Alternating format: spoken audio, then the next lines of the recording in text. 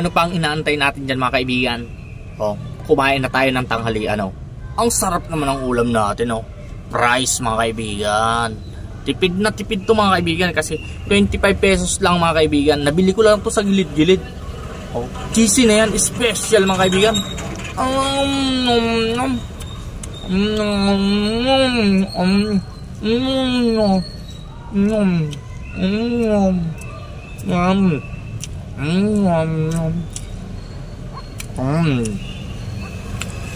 $25 pesos lang ulam na mga kaibigan, cheesy pa, special pa mga kaibigan. Alam ko maraming mahilig din sa mga ganito, mga price.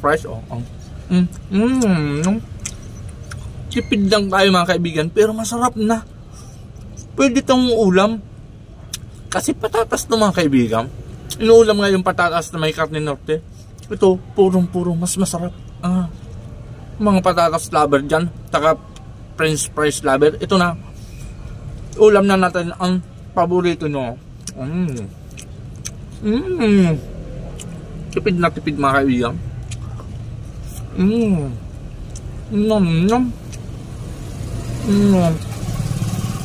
Tanggal talaga pagod natin ito pag ganito ang ulam.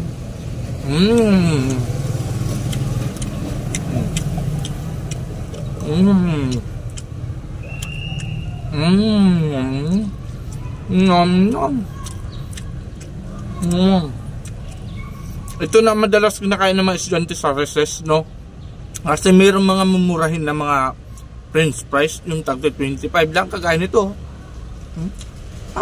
Abot kaya lang natin ang presyo nito mga kaibigan. Pagka yung mga mahihirap, doon lang tayo sa mga pangmumurahin. Pero masarap na mga kaibigan. The best na ulam.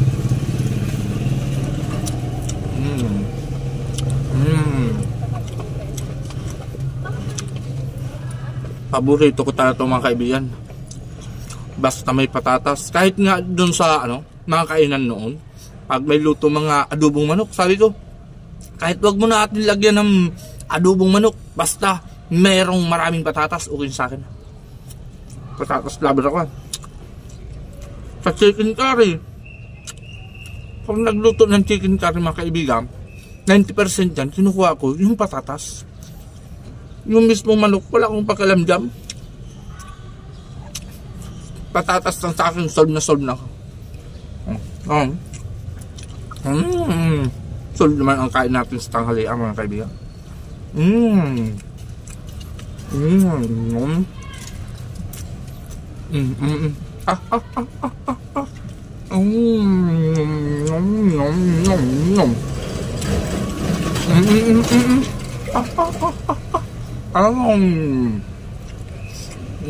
To the max.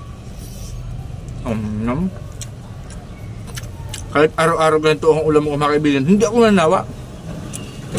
May merienda ka naman, may tanghalian ka pa, nakatipid ka pa. Yan ang magagawa sa Pilipinas. Dapat lagi tayo nagtitipid.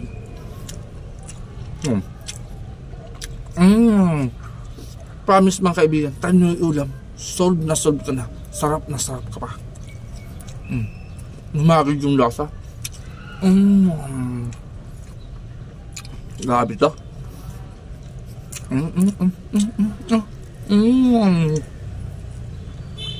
Happy birthday pala kay G. Kanlapan ng Ligao City, Albay.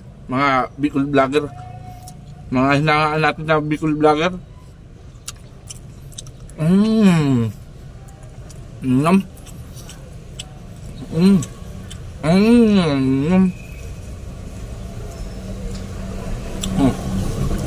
Huling subo naman mga kaibigan para sa tagumpay.